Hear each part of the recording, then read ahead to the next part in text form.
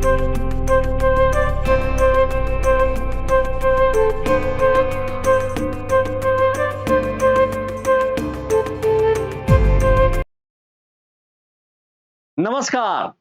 दरअस podcast में आपका स्वागत है। आज हमारे साथ व्यक्तित्व हैं वकील साहब, काफी सीनियर हैं। प्रशांत तिवारी जी काफी सीनियर है और एक सफल वकील कैसे होता है ये वो बताएंगे कि किस तरीके से वो आज तक एक सफल वकील होने के मायने क्या होते हैं। प्रशांत जी आप बताएंगे, सबसे पहले तो ये बताएं प्राइमरी शिक्षा आपकी कहाँ हुई, शिक्षा दीक्षा? प्राइमरी शिक्षा मेरी चिखली स्कूल में ही हुई है, मेरे मोहल्ले में। फिर मैं मिडिल स्कूल में 6वीं और 7वीं की क्लास स्टेट हाई स्कूल में पढ़ा। फिर वहाँ 8वीं के बाद से मैं म्युनिसिपल स्कूल में पढ़ा 11वीं तक। उस 11वीं तक म्युनिसिपल स्कूल में पढ़े, तब आप में लीडर्स हमने पढ़ा है, सुना भी है कि लीडरशिप क्षमता उस समय से ही। मैं 11th क्लास में चुनाव लड़के शाला नायक बना था वहाँ, जिसको छात्र संघ अध्यक्ष कहते हैं।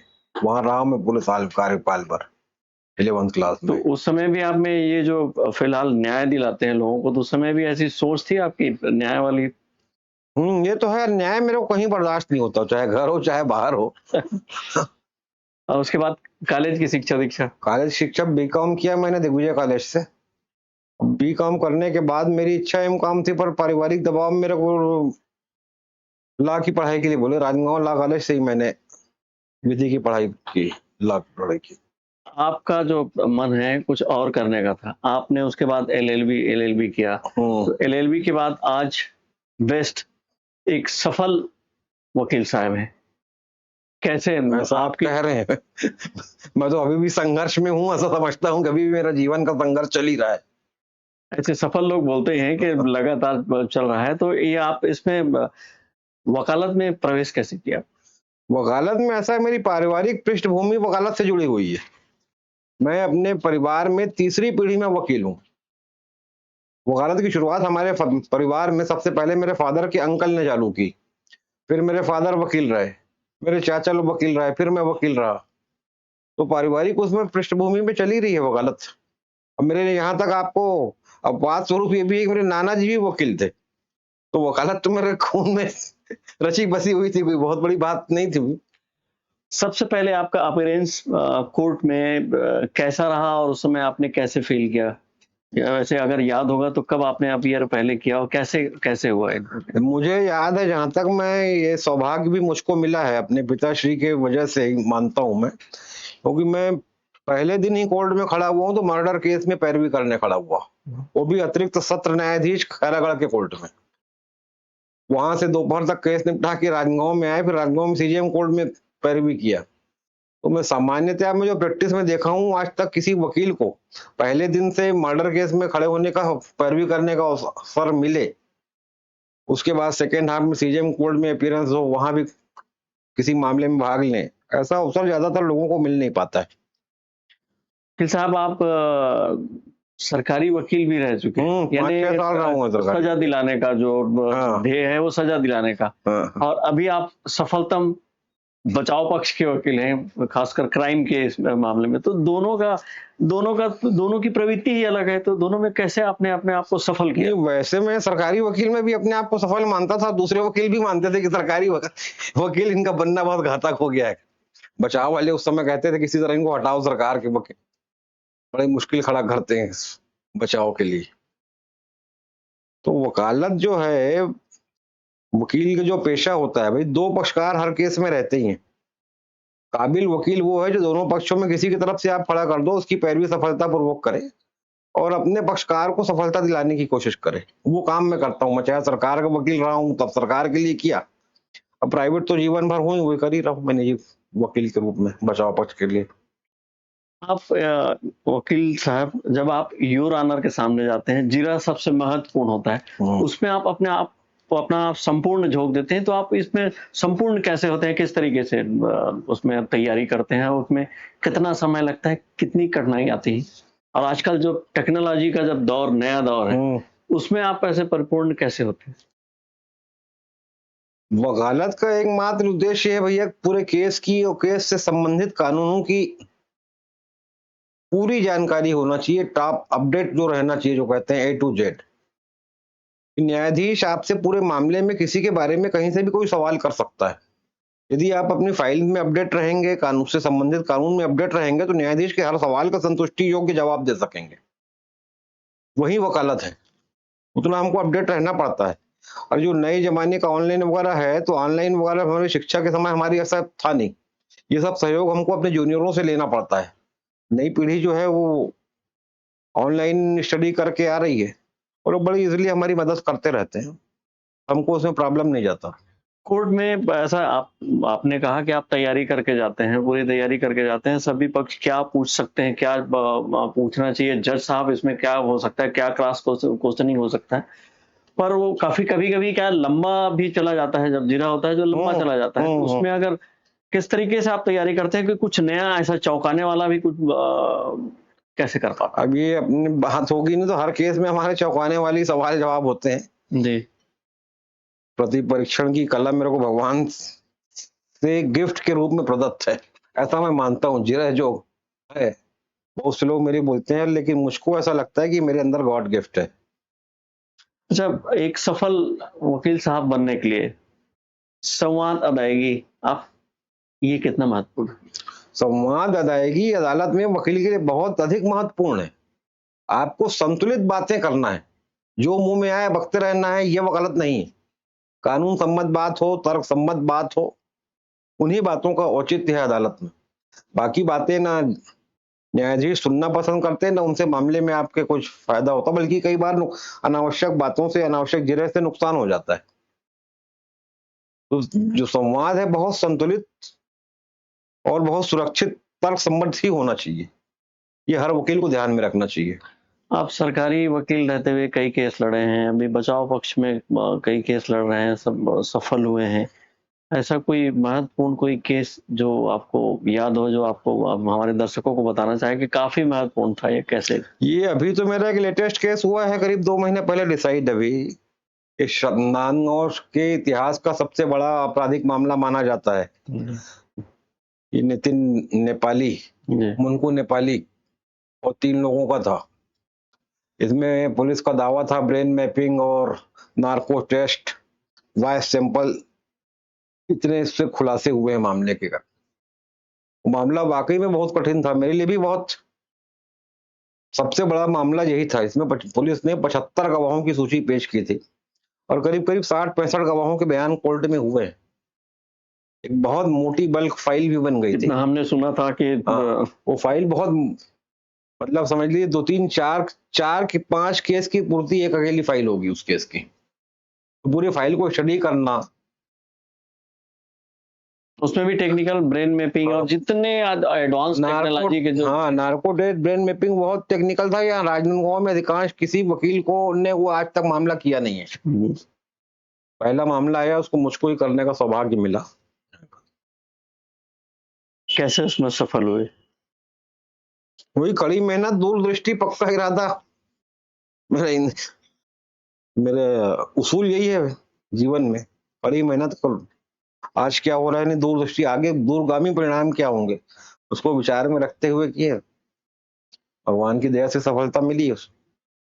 अच्छा, आपका व्यक्तित्व हमने सुना है काफी गरिमामय है, आप थोड़ा बिल्कुल नपी तुले इसमें अंदाज में बात करना पसंद करते हैं, तो कोर्ट में जिरह के दौरान ऐसा वाक्या या ऐसे शब्द या ऐसे घटना नहीं होता जिसमें आपको क्रोध आए, तो आप अपने आप को नियंत्रित कैसे करते हैं, कैसे कर पाते हैं? कोशिश पूरी ये रहती है कि काम शांति से हो, लेकिन कई बार भाई मानव स्वभाव है, जी, आवेश में आ जाते हैं, हमारे से भी गुस्सा हो जाते हैं। कभी गवाह के प्रति, वकील के प्रति कुछ झंझट हो जाती है। और कोर्ट में जो बात हुई उस केस में, वो कोर्ट से हम बाहर निकलने के बाद तुरंत भूल भी जाते हैं, क्योंकि हमारा रोज का पेशा है, ऊंच नीच होते रहती है।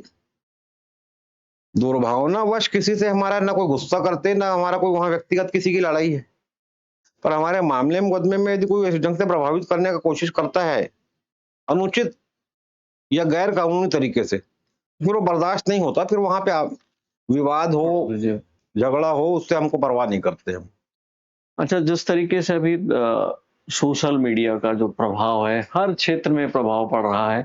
तो न्यायालयीन प्रक्रिया में भी आपको ऐसा लगता है कि सोशल मीडिया का प्रभाव पड़ता है और इससे कैसे बचा जा सकता है? ये बात आपने बिल्कुल सही कही है। न्यायिक प्रक्रिया में सोशल मीडिया और मीडिया का बहुत ज्यादा प्रभाव पड़ता है। जी। एक बहुत आजकल कॉमन वर्ड के रूप में चलता है मीडिया ट्रायल। मीडिया ट्रायल मत चला। बड़ी बड़ी अदालतें भी और बड़े बड़े जज भी मीडिया की रिपोर्ट से थोड़ा प्रभावित हो जाते हैं। ये बात हकीकत में मैं प्रैक्टिस करते हुए महसूस करता हूँ। अभी आप वो पहले का दौर, टेक्नोलॉजी के पहले भी आप जो स्टार्ट हो रहा था उसके पहले भी आप वकालत कर चुके हैं। अभी टेक्नोलॉजी का भरपूर उपयोग हो रहा है वकालत, दोनों में क्या अंतर पाते हैं वकील साहब आप? मेरा केस तैयारी करने का तरीका पुराना ही है। जी। नई तकनीक में जो बातें आती हैं उसमें यही है कि ऑनलाइन आप पहले क्या होता था, किताबें छप के आती थी, उनमें आने में टाइम लगता था। अब ऑनलाइन होने से आज सुप्रीम कोर्ट में क्या जजमेंट हो रहा है हमको आज शाम को मालूम चल रहा है, तुरंत मालूम। शाम को भी क्या जजमेंट हुआ नहीं, तुरंत मालूम चल जाता है सोशल मीडिया से। जी। तो ये सब जो अपडेट है ये थोड़ा बहुत हमको ऐसे होते रहता है। बाकी उसका प्रिंट निकालना ये करना ये हमारे जूनियरों का सहयोग से हो जाता है, इसमें हमको प्रॉब्लम नहीं जाती। इस नाते हम अपडेट रहते हैं पूरी तरह। अभी आप अपने जूनियरों में क्या परिवर्तन पाते हैं? क्या उसमें नेगेटिव, पॉजिटिव क्या परिवर्तन पाते हैं? किस तरीके से वो अपने लग रहा है ये पीढ़ी वकालत किस तरह से कर रही है? अब अभी क्या है, देखिए आप हर जगह देखेंगे ना तो लोग दोनों टाइप के आते हैं। बहुत ज्यादा इंटरेस्ट लेता है प्रोफेशन में, कोई फॉर्मेलिटी निभाने के लिए प्रोफेशन करता है। तो जो डीप में जाके काम कर रहे हैं तो 5 ईयर कोर्स करके जो लड़के आ रहे हैं, जो लड़कियां आ रही हैं, उनको काफी एक्सपीरियंस रहता है। उनको मतलब एजुकेशन के दौरान भी इंटर्नशिप करने के लिए और म्यूट कोल्ड वगैरह जो प्रोसीडिंग आजकल चलती है, तो उनको सीखने के तो बहुत चांस एजुकेशन में मिलते हैं। हम लोगों के समय में इतना ज्यादा नहीं था, एक आध साल कभी हो जाता था कोर्ट में अपियरेंस के लिए। बाकी आजकल जो ऑनलाइन शिक्षा की वजह से म्यूट कोल्ड रेगुलर उसमें ऑनलाइन में भी चलते रहता है। इनको एक्सपीरियंस और सीखने के अवसर पहले से अधिक है। तो यदि वास्तव में ध्यान से काम करें तो अच्छे वकील बन सकते हैं। थोड़ा आपके प्रोफेशन वकालत से थोड़ा हट के आप स्कूल के ज़माने में भी राजनीति में सक्रिय रहे हैं, लीडर रहे हैं, लीडरशिप आप में है, कॉलेज में भी हैं।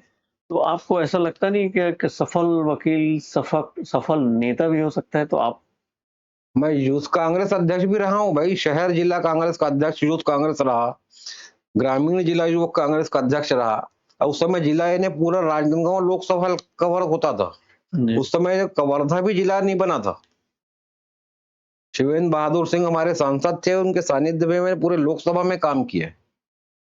लेकिन ये मेरा दुर्भाग्य है कि छत्तीसगढ़ राज्य पृथक होने के बाद पता नहीं छत्तीसगढ़ के जो हमारी पार्टी के, कांग्रेस पार्टी के जो कर्णधार हैं, जो नेता हैं, वो हमको किसी काबिल राजनीति में समझते नहीं, ऐसा लगता है। 2003 तक भी कांग्रेस की सरकार थी अजीत जोगी के समय, भूपेश बघेल की भी सरकार 5 साल रही। ना ये सत्ता के लायक समझते हमको, ना संगठन के लायक समझते। अब हम भी कार्य में हमारी व्यस्तता प्रोफेशनल इतनी बढ़ गई है, हमें ध्यान नहीं देते इनको। आपके प्रोफेशन में या खासकर आप इसमें धैर्य कितना महत्वपूर्ण है? धैर्य बहुत महत्वपूर्ण है। धैर्य बहुत ज्यादा महत्वपूर्ण है। जहां पे हड़बड़ी की है वहां गड़बड़ी हुई है, मैं अपने जूनियरों को समझाते रहता हूँ, अपने क्लाइंट को भी समझाता हूँ। हड़बड़ी का ये काम ही नहीं है।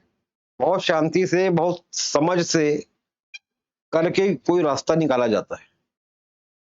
अच्छा वकील साहब, सोशल मीडिया में एक जबरदस्त जो संदेश वायरल है कि महाभारत काल में कर्ण एक ऐसा महारथी था जो जानते हुए भी अपने अपने लिए लड़ मरा।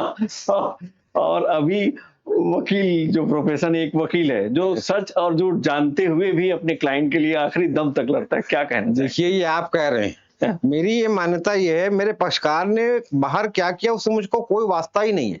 मेरे को वास्ता सिर्फ उसकी केस फाइल से, केस फाइल में क्या आरोप बन रहा है नहीं बन रहा है, और दूसरा कानून में कहां तक कानून की सीमा में किस दायरे में आ रहा है। व्यक्तिगत लाइफ से वो वास्तव में पक्षकार मेरा दोषी है, उसने अपराध किया या नहीं किया, मैं इसमें जाता ही नहीं। यदि केस फाइल बोल रही है कि इसके निर्दोष होने के चांस हैं, कानून बोल रहा है कि कानून अपराध इस आधार पे प्रमाणित नहीं हो रहा है, मैं उस दिशा में काम करता हूँ। इतने सीनियर हो चुके हैं, आपने कभी सोचा नहीं कि जज भी बना जाएगा? अब जज के मेरा सौभाग्य दुर्भाग्य जो कह लीजिए, मेरे पिताश्री हाई कोर्ट जिस दिन से छत्तीसगढ़ राज्य बना, हाई कोर्ट में शिफ्ट हो गए बिलासपुर में, और उन्होंने मेरे को आखिरी तक कहते रहे तुम मेरे साथ बिलासपुर चलो, बिलासपुर चलो। लेकिन उस समय जो बताया ना, राजनीति का मेरे को इतना शौक था कि मेरे को विधायक बनना है, सांसद बनना है, महापौर बनना है, तो बिलासपुर चले जाऊंगा तो मेरी राजनीति धरी रह जाएगी। इस चक्कर में जा नहीं पाया। उस दौर में यदि मैं हाई कोर्ट चला गया होता तो आज की तारीख में निश्चित मैं हाई कोर्ट का जज होता, ये मेरा आत्मविश्वास है। इसलिए अब उस पर ज्यादा मैं ध्यान नहीं देता। समय निकलने के बाद सोचने से क्या फायदा करें। तो वकील साहब, एक सफल व्यक्तित्व होने के लिए खास हमारे युवाओं को, हमारे दर्शकों को क्या कहना चाहेंगे, क्या संदेश देंगे? मेरा तो संदेश यही है, यदि आप वकालत के धंधे में करना है तो ये सोच के आइए आपको जीवन भर संघर्ष करना ही है। ये ऐसा धंधा नहीं है कि एक बार अपन डिग्री लेके आ गए तो जीवन भर अपना बैठे बैठे काम चलता रहेगा। हर केस नया होता है, हर केस के फैक्ट अलग होते हैं, और सुप्रीम कोर्ट और हाई कोर्ट की व्यूज भी हर दिन चेंज होते रहते हैं। इसलिए यदि आपको वकालत करना है तो जीवन भर आपको कोर्ट के वर्क के अलावा घर में ऑफिस में बैठ के स्टडी करना है, और वही स्टडी आपके कोर्ट में रिस्पॉन्स परफॉर्म करती है। यदि आप स्टडी ऑफिस में नहीं करेंगे, केस तैयार नहीं करेंगे, तो कोर्ट में परफॉर्म नहीं कर सकते, सफल वैसे लोग नहीं हो पाते। ये मैं प्रैक्टिकल देखता भी हूँ सब जगह। ये थे सीनियर वकील प्रशांत तिवारी जी, जो बता रहे थे कि एक सफल वकील होने के मायने क्या होते हैं। अब फिर कभी एपिसोड में किसी और नए शख्सियत के साथ, नमस्कार।